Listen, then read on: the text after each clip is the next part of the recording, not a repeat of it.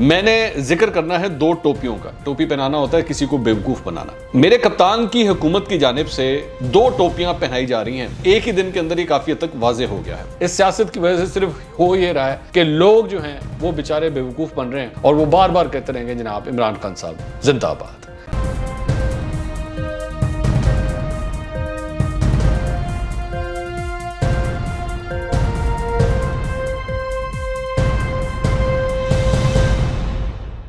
अस्सलाम वालेकुम नाज़रीन, मैं हूं मंसूर अली खान। अपने YouTube चैनल के ऊपर आपको खुशामदीद कहूँगा। सबसे पहले आपसे दरख्वास्त के चैनल को सब्सक्राइब करना मत भूलिएगा और बेल आइकन ज़रूर प्रेस कीजिएगा।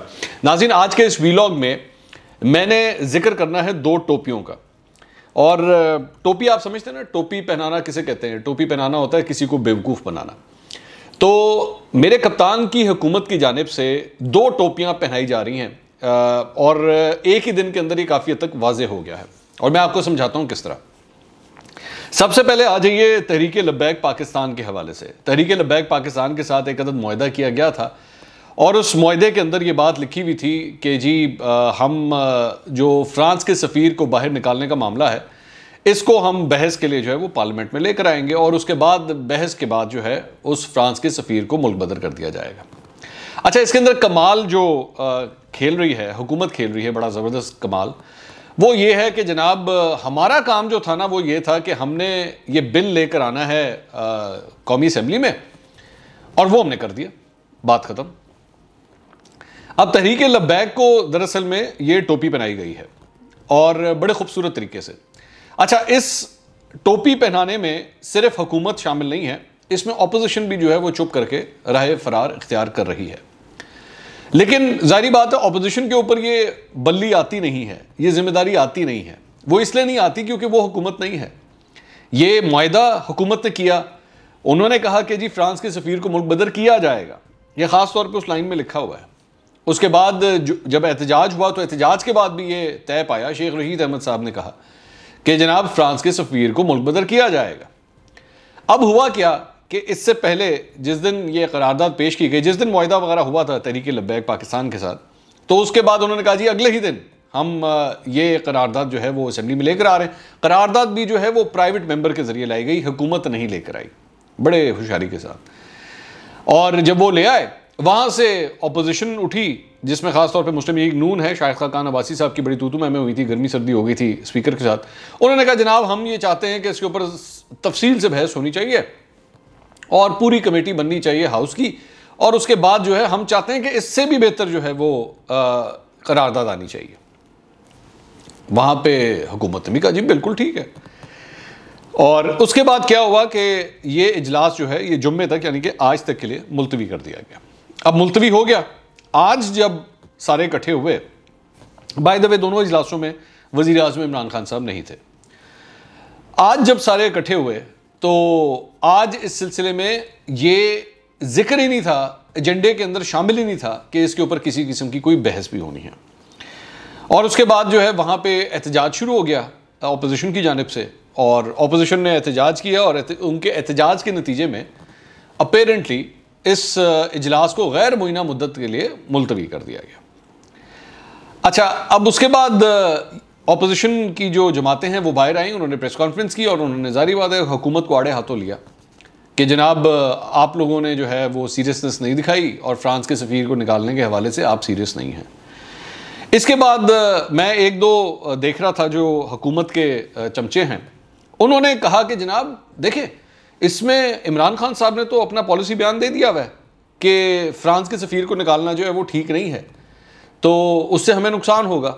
तो दरअसल में ये ऑपोजिशन जो है ना वो इसके ऊपर सियासत खेल रही है। अब मेरा सवाल ये है, ऑपोजिशन अगर सियासत खेल रही है और ऑपोजिशन अगर ये नहीं करना चाह रही तो ऑपोजिशन का लेना देना क्या है? अददी अक्सरियत आपके पास है, हुकूमत के पास है, हुकूमत इस पर लेकर आए ना। हुकूमत कहेगी जी भाड़ में गई ऑपोजिशन, हम ऑपोजिशन का नाम ही नहीं लेते, हम ऑपोजिशन के साथ चलते नहीं हैं। आपने इससे पहले जब ये सारी चीज़ें करनी होती हैं आप ऑपोजिशन के बलबूते पे कर रहे होते हैं। सदर पाकिस्तान जो बैठ के ऑर्डिनेंसेस पास करते हैं वो ऑपोजिशन से पूछ के करते हैं। आप लोगों ने जब कोई कानून साजी करनी होती है, कोई एक मिनट में जो कोई कानून कोई लेकर आना है, तो मिसाल के तौर पे ये जो सेनेट के इंतखाबात के सिलसिले में जो कुछ हुआ था वो जो ऑर्डिनेंस आप लोग लेकर आए थे, जिसके बाद वो ऑर्डिनेंस जो है सुप्रीम कोर्ट में भी पहुंचा था, वो ऑपोजिशन से पूछ के किया था आपने। तो हुआ क्या है एक्चुअली, ये गेम क्या चल रही है, वो ये गेम ये चल रही है कि पाकिस्तान तहरीक इंसाफ की जो हुकूमत है वो एक किस्म का जो है वो लॉलीपॉप उन्होंने तहरीक लब्बैक पाकिस्तान को दिया है, और सारे एक दूसरे को बेवकूफ़ बना रहे हैं, क्योंकि सबको ही इस बात का पता है कि फ्रांस के सफ़ीर को निकालना जो है वो हमारे लिए नाकाबिले बर्दाश्त है, ये हो नहीं सकता। अब उसकी वजह से सारे एक दूसरे के ऊपर डाल रहे हैं।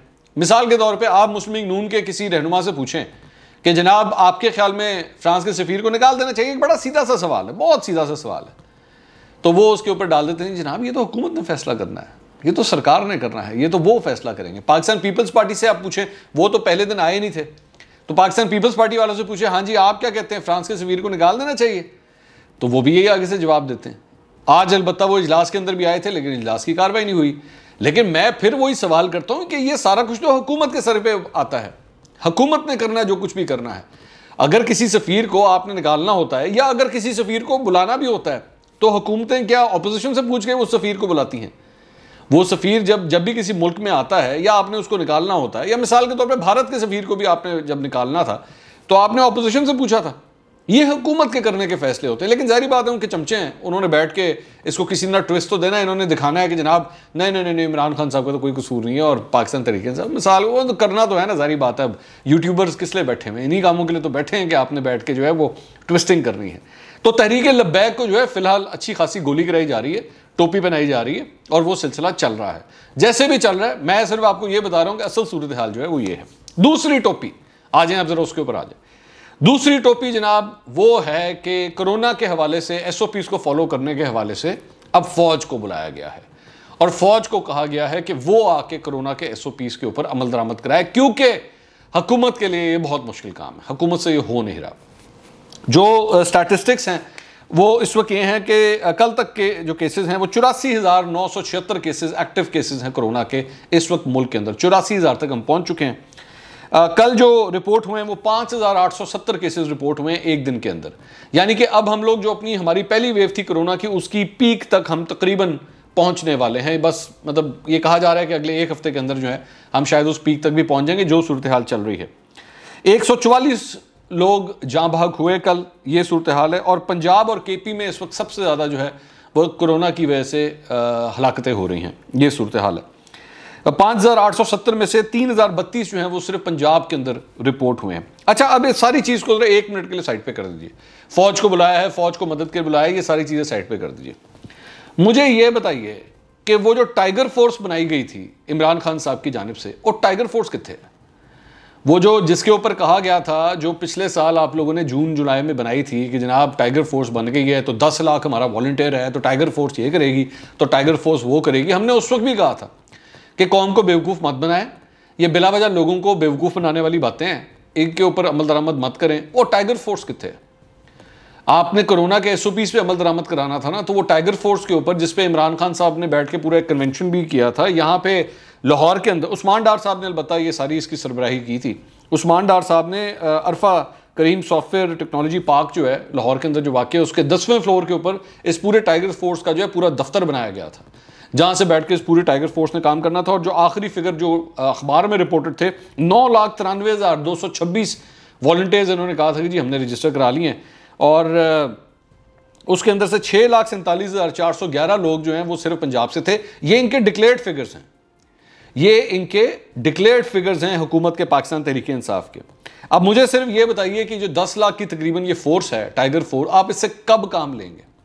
और मैं आपको अभी से बता देता हूं कि ये टाइगर फोर्स अगर एक्टिवेट नहीं हुई और अगर इससे आपने काम नहीं लिया तो आइंदा चल के मुस्तकबिल के अंदर इस सिलसिले में पूरी एक इन्वेस्टिगेशन होगी। क्योंकि जाहिर बात है आपने इनको फैसिलिटीज़ प्रोवाइड की हैं, आपने ये जो इनको पूरा दफ्तर प्रोवाइड किया, इसके ऊपर जो खर्चा आया, जो कुछ भी हुआ, इसकी पूरी तहकीकात होगी कि ये इस मुल्क के साथ क्या एक और धोखा हुआ है, क्या एक और फ्रॉड हुआ है ये टाइगर फोर्स बनाने के चक्कर में, या आपने दरअसल में सिर्फ हुकूमती रिसोर्सेज को इस्तेमाल करके सिर्फ एक पॉलिटिकल स्टंट खेला है और कुछ नहीं था। असल में बैठ के आपको एक डेटाबेस चाहिए था कि ये टाइगर फोर्स के नाम से जो है हम लोगों को अपने पास रजिस्टर कर लें और उसके बाद उनसे काम करवा लें। अब ये सूरत हाल है कि हमारे यहाँ पे पॉजिटिविटी रेट जो है वो तकरीबन 10% से भी अब ऊपर जा चुका है, ये कहा जा रहा है। और जिसकी वजह से असद उमर साहब अब ये भी फरमा रहे हैं कि शायद हमें शहरों के अंदर कंप्लीट लॉकडाउन्स करने पड़े।